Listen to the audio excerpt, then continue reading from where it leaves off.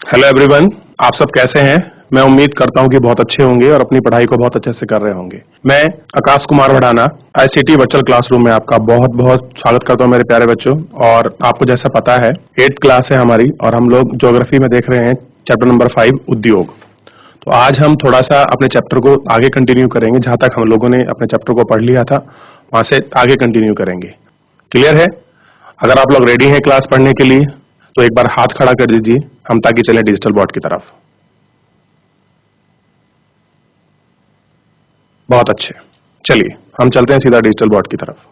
आपको पता होना चाहिए बच्चों, चैप्टर जब हम लोग अपना प्रारंभ करे थे तो हम सबसे पहले अपने चैप्टर के अंदर आपको उद्योग के लिए थे और छोटा एग्जाम्पल हमने समझा था कि अगर एक कॉपी का पेपर हम लोगों को मिलता है तो वो कितनी लंबी आपका प्रोसेस के साथ हम लोगों को आपका प्राप्त होता है। इसके विषय में हम लोगों ने पढ़ा। हमने प्राथमिक द्वितीय और आपके तृतीय क्रियाओं के विषय में पढ़ा था कि क्या होते हैं ये क्रियाएं। जो हमारे उद्योग हैं हमने उनको कैसे आपका वर्गीकृत किया था, कैसे उनको अब क्लासिफाई किया था। हमने कच्चे माल के आधारित पर किया था। बहुत से उद्योग ऐसे होते हैं जो आपके कच्चे माल के उद्योग पर आधारित होते हैं। हमने कुछ को देखा जो एग्रीकल्चर बेस उद्योग होते हैं, आपकी इंडस्ट्री होती है, उनको देखा। कुछ खनिज बेस उद्योग होते हैं, हमने उनको पढ़ा। आकार के हिसाब से पढ़ा कि कुछ आपके लघु होते हैं, कुछ आपके बृहद होते हैं, यानी जो आपके बड़े होते हैं, कुछ आपके छोटे होते हैं। कुछ हमने कॉटेज इंडस्ट्री के बारे में पढ़ा था, हस्तकरघा उद्योग के पढ़ा था। कुछ हमने स्वामित्व के आधार पर पढ़ा कि आपकी निजी है, आपका फिर संयुक्त क्षेत्र है या पब्लिक यूनिट है, हमने इसके विषय में पढ़ा। और कल जब हम लोग अपना लेक्चर प्रारंभ करे थे तो सबसे पहले हम ये देख रहे थे उद्योगों को आपका प्रभावित करने वाले कौन कौन से फैक्टर हैं और क्यों जिम्मेदार है, क्या उनकी जरूरत है ऐसी। इन सारी चीजों को हम लोग अपने लेक्चर में आपका देखे थे और इनको अच्छे से बच्चों आपका पढ़े थे। औद्योगिक तंत्र के विषय में हम लोग पढ़े, औद्योगिक जो आपके प्रदेश हैं हम लोग उसके विषय में आपका पढ़ना प्रारंभ करे थे। और इसी के साथ हम लोग आपका चलते हुए बच्चों हम लोगों ने पूछा था प्रमुख जो उद्योग है उनका वितरण किस प्रकार से हो रहा था, हम लोग उनकी आपका बात कर। इसमें हम लोगों ने आपका लोहा इस्पात उद्योग के विषय में आपका पढ़ना हम लोगों ने प्रारंभ किया था। इसी के अंतर्गत बच्चों हम लोगों ने देखा कि आपका किस प्रकार से जो झोंका भट्टी है उसमें कैसे आपका लोहस्क जो अयस्क है उससे इस्पात बनता है। इसकी पूरी प्रोसेस को हम लोगों ने आपका समझा और इसको आपका देखा था। चित्र हमारे आपके सामने है कि कैसे प्रोसेस के माध्यम से आपका लोहा जो आपको प्राप्त होता है, कौन सी इसमें अशुद्धियां मिलाई जाती हैं या कौन सी शुद्धियां इसमें आपका दूर की जाती हैं, और मिश्रित धातु आपका मिलाने से कौन कौन से उसमें चीजें जो होती हैं जो आपका चेंज होते हैं, उन सबको हम लोगों ने इस लेक्चर के माध्यम से आपका देख लिया था। अब इससे आगे हम लोग अपने लेक्चर को प्रारंभ करते हैं। देखिए बच्चों, यहां तक हम लोग क्या था अपना अंतिम अपना कर चुके थे। अब इससे आगे बढ़ते हैं। इस्पात प्राय आधुनिक उद्योग का मेरुदंड कहलाता है। देखिए, जो भी आपकी मॉडर्न आपकी इंडस्ट्री है, आधुनिक जो उद्योग है, मेरुदंड का मतलब होता है आपका रीढ़ की हड्डी। यानी कि सबसे ज्यादा जो भी हमारे मॉडर्न जो आपकी इंडस्ट्री है उन मॉडर्न इंडस्ट्री में सबसे ज्यादा इंपॉर्टेंट है आपका ये वाला लोहा उद्योग वाला। क्योंकि आप देखिए विश्व में जितनी जनसंख्या आपकी बढ़ रही है उसके अनुसार खपत और मांग उतनी बढ़ती चली जा रही है। तो उनको पूरा करने के लिए, और आप देखिए लोहे का कितना बड़ा उपयोग हमारे देश में होता है और पूरे विश्व में होता है। हर चीज को बनाने के लिए लोहे की आवश्यकता पड़ती है, चाहे आपका स्कूल बना हो, आपकी बेंचें बनी हो, आप घर बना रहे हैं, कोई भी आधुनिक मशीन बना रहे हैं, उसमें लोहे का जो उपयोग है वो बहुत ज्यादा रहा है बच्चों। क्लियर है? ये आपको पता है। लगभग सारी वस्तुएं हम लोग उपभोग करते हैं, क्या तो वे लोहे के इस इस्पात से बनी है अथवा इनमें धातुओं से निर्मित औजार और मशीनों से बने हैं। अब देखिए, या तो उनसे बनी है जो धातु है आपका लोहा, या फिर कुछ उसमें चीजें हैं जो आपकी मशीनरी औजार वो उनसे बना है। अब पोत का मतलब समझिए, जो आपके जहाज होते हैं बड़े बड़े, रेलगाड़ी होती हैं आपकी, आपके ट्रक हैं, ऑटो हैं, अधिकांश इस्पात से बने हैं। अब आप रेलगाड़ी को देखिए बच्चों, क्या आपकी रेलगाड़ी आपका प्लास्टिक की बनी है? नहीं, पूरा आपका लोहे के बने हैं। जितने भी आपके बड़े बड़े जहाज होते हैं, जो आपके ट्रक होते हैं, ऑटोमोबाइल जो आपकी कार वगैरह होती हैं, सब किसकी बनी होती हैं बच्चों? ये सारे आपके इस्पात की बनी होती हैं। ठीक है?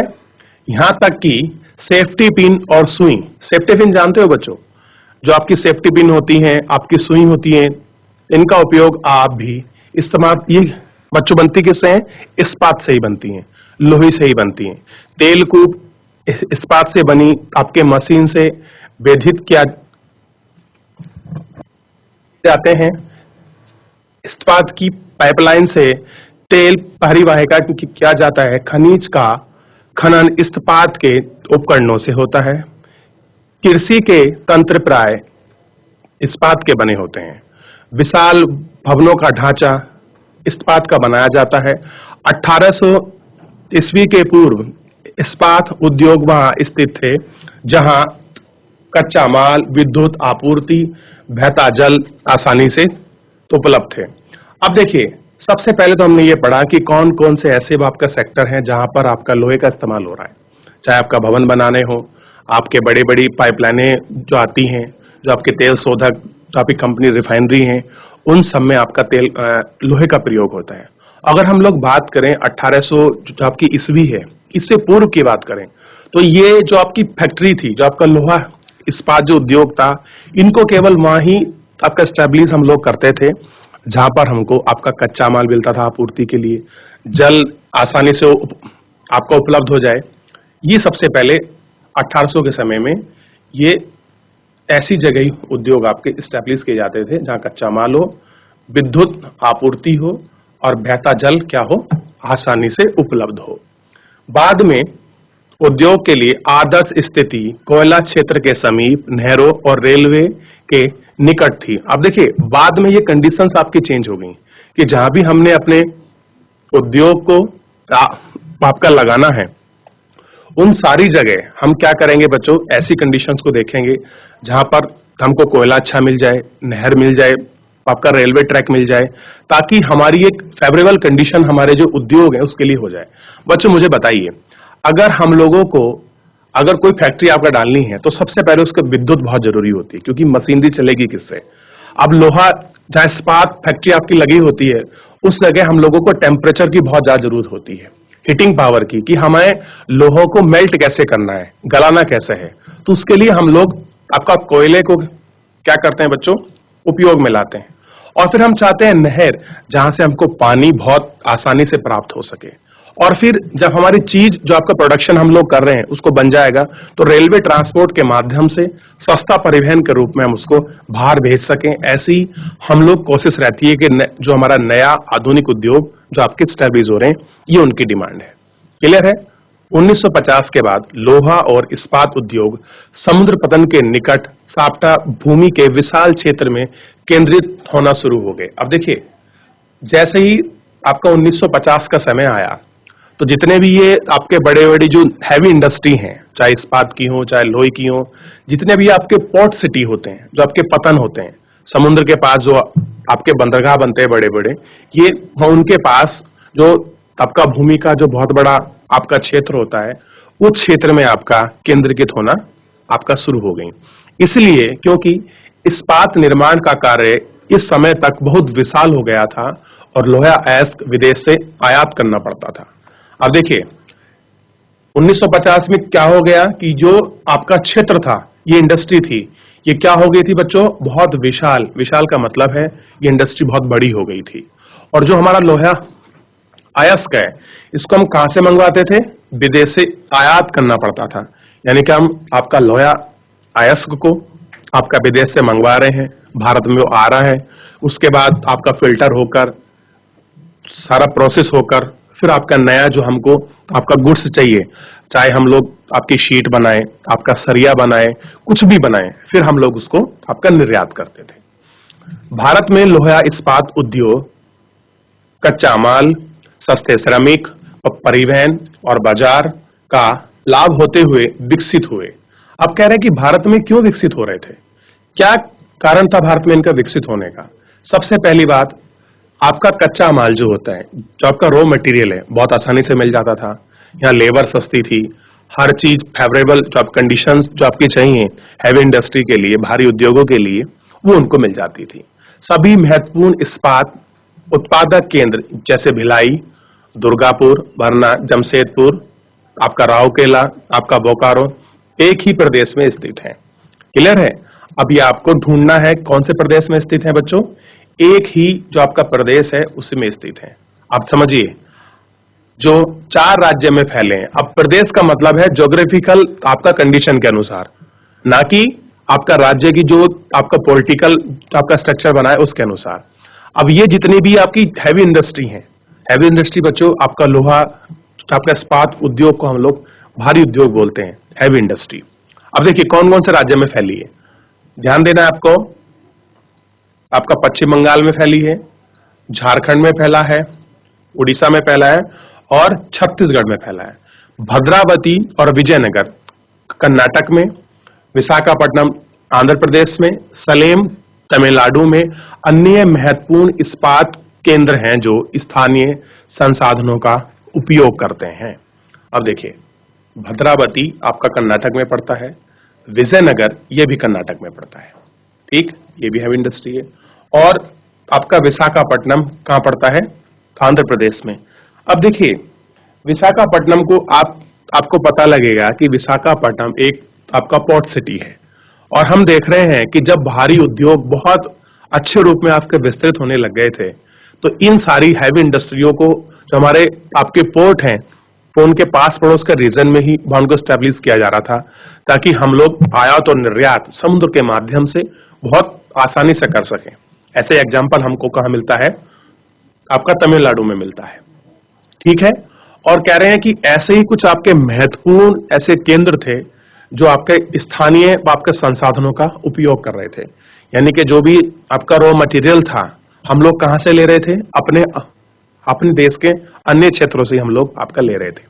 अब चाहे आपका भिलाई हो, दुर्गापुर हो, आपका जमशेदपुर है, राउरकेला है, आपका बोकारो है, ये ऐसे बहुत बड़ी हैवी इंडस्ट्री हैं बच्चों, जो आपका बहुत बड़े लोगों को आपका रोजगार प्रदान करती हैं, बहुत बड़ी जनसंख्या में। और आप देखिए इन क्षेत्र के आपके लगने से कितने लोगों को आपका रोजगार मिला है और कितनी ना सारी चीजें आपका डेवलप हुई हैं इनके साथ साथ। तो एक इंडस्ट्री अगर कहीं लगती है तो देश की अर्थव्यवस्था के लिए, लोगों के रोजगार के लिए, लोगों के संवर्धन के लिए, आपका लोगों के विकास के लिए बहुत महत्वपूर्ण होती है। इसी में हम सबसे पहले जमशेदपुर की हम लोग बात करेंगे और थोड़ा सा इसकी इतिहास के बारे में हम लोग इसको पढ़ेंगे कि कैसे स्थापना हुई, क्या चीजें रही हैं, इसके विषय में हम लोग थोड़ा सा आपका देखते हैं। आप लोगों ने बहुत बार आपका नाम सुना होगा कि Tata iron and steel company आपका लिमिटेड, जब आपको शीट खरीदते हैं तो लोहे की शीट पर आप लोग देखें नाम लिखा होता है आपका टाटा का, तो हम कहते हैं कि सारा लोहा क्या टाटा बना रहा है, तो नहीं, इसका हम लोग देखते हैं कि कहां से प्रोडक्शन हो रहा है, तो वैसा ही आपका जो होता है हमको आपका पता लगता है। इसको देखते हैं। 1947 से पूर्व भारत में केवल एक इस्पात का कारखाना था। ध्यान दीजिए, ऐसे क्वेश्चन ही आपके क्विज कंपटीशन में भी आपका बनते हैं, मैंने देखा है।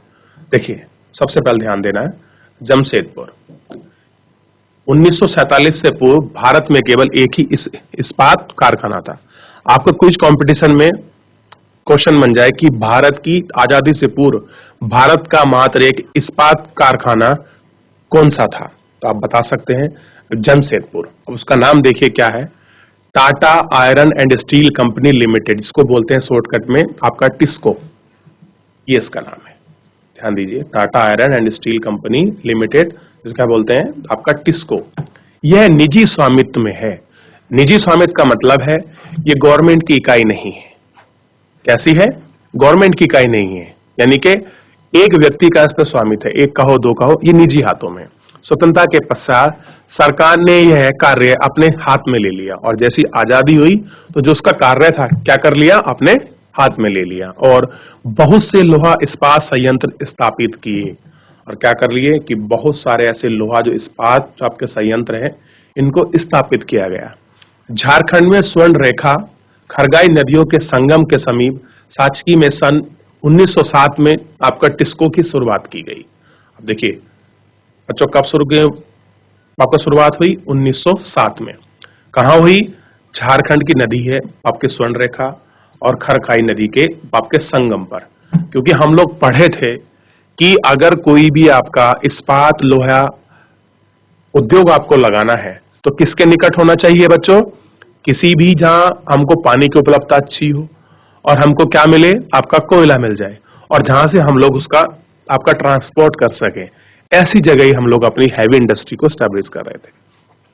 बाद में सकाची का नाम बदलकर जमशेदपुर आपका रखा गया। भौगोलिक रूप से जमशेदपुर देश में लोहा इस्पात केंद्र के रूप में सर्वाधिक सुविधाजनक स्थान है। अब देखिए, अगर हम ज्योग्राफिकल तापक कंडीशन के हिसाब से देखें तो जो आपका जमशेदपुर है, ये देश में लोहा इस्पात केंद्र में सर्वाधिक सुविधाजनक स्थान, यानी कि ये ऐसा केंद्र है पूरे भारत में, जमशेदपुर, जहां से आपका आप देखिए, हैवी इंडस्ट्री को लगाने के लिए जितनी फेवरेबल आपका कंडीशंस होनी चाहिए, जितनी चीजें होनी चाहिए, उन सब के लिए आपका 100% आपका सुटेबल आपकी जगह बैठती है। कौन सी? जमशेदपुर।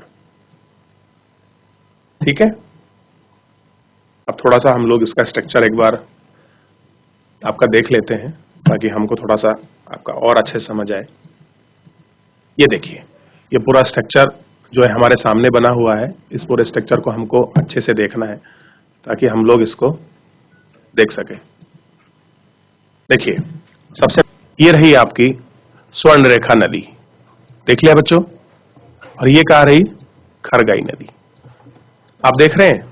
और ये कहाँ बना हुआ? और ये है टाटा नगर आपका रेलवे स्टेशन, क्योंकि जो आप अपनी चीजों को बनाओगे आप उसको बाहर भी तो भेजोगे। ठीक है, अब यहां इसको बनाया गया है। और ये है टाटा इस्पात कार्य, जहां भी आपकी मैन्युफैक्चरिंग की यूनिट होती है। ठीक है, अब ये रहा आपका सोनारी। ठीक, और यहां देखिए ये क्या है? जमशेदपुर हवाई अड्डा है। और ये रहा टाटा का अस्पताल, गोल्फ कोर्स, आपका चिड़ियाघर, ट्यूबवेल मंडल, यानी कि जितनी फेवरेबल कंडीशंस होनी चाहिए एक हैवी इंडस्ट्री को आपका स्टैब्लिश करने के लिए, वो सारी आदर्श कंडीशन बच्चों किसके पास है? जमशेदपुर के पास है। और आपको कभी मौका मिले, जब आप बड़े हों कि घूमने का मौका मिले, आपका टूर जाए, तो जरूर जाना ऐसे क्षेत्र को। आपको देखना चाहिए कि जब हमारा देश आजाद हो रहा था उससे पहले टाटा हैवी तो इंडस्ट्री है वो आपके क्या हो गई थी बच्चों? स्टेब्लिश हो गई थी, आपको पता होना चाहिए।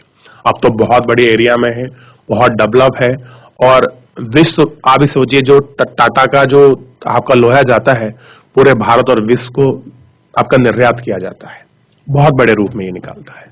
अब ये जो लाइन दिखाई गई है, ये क्या है? आपका सड़क के मार्ग हैं, ये वाले, ये रोड है कि कैसे कनेक्टिविटी है मास ट्रांसपोर्टेशन की।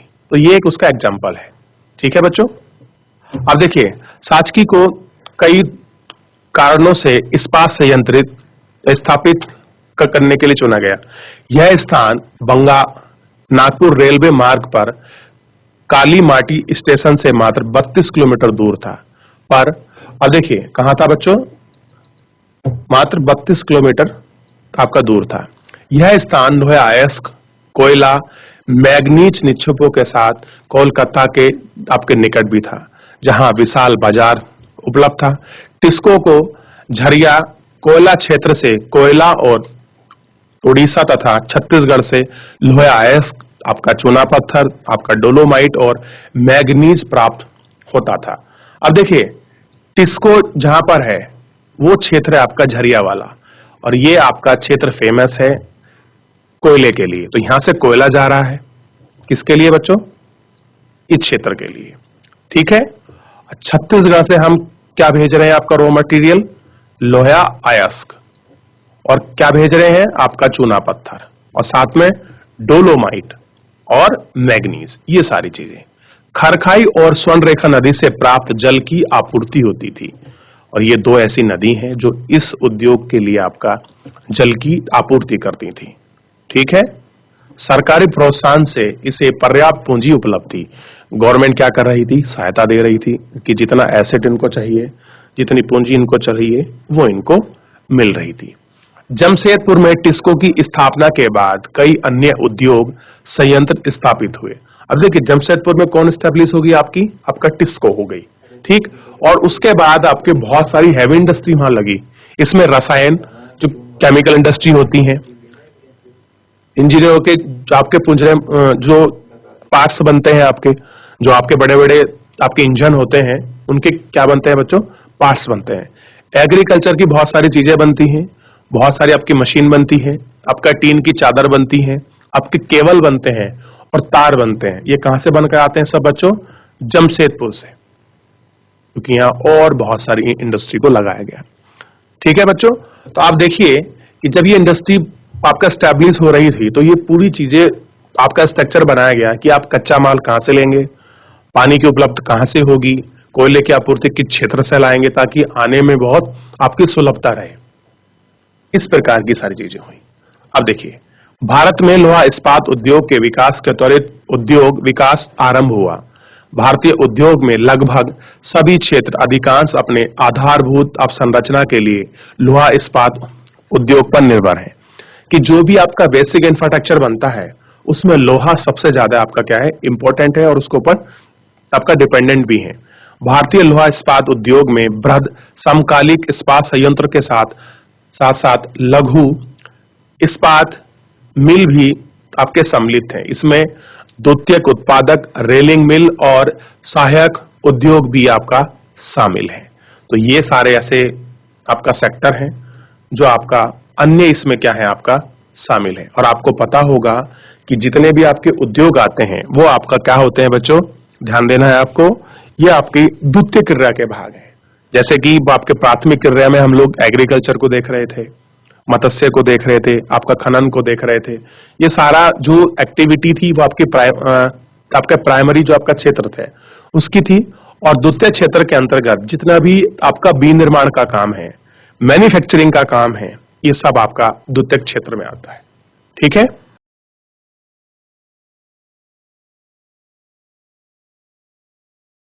तो बच्चों आपको पता होना चाहिए अगर कोई भी हम लोग हैवी इंडस्ट्री लगा रहे हैं तो हैवी इंडस्ट्री लगाने के लिए कौन कौन सी फेवरेबल कंडीशन होनी चाहिए, कौन कौन सी ऐसी चीजें हैं, कौन कौन से फैक्टर हैं जो आपका हैवी इंडस्ट्री के लिए मोस्ट इंपॉर्टेंट है।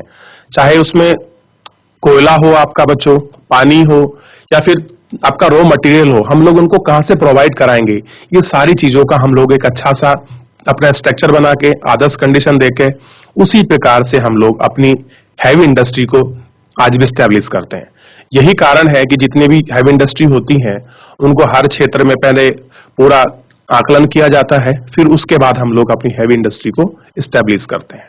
चलिए बच्चों, तो मैं उम्मीद करता हूं कि सारे बच्चे अपने लेक्चर को रिवीजन करेंगे और कल जीआईसी असेंबली से पूछा जाएगा। चलिए आज के लिए इतना ही, मिलते हैं नेक्स्ट लेक्चर में।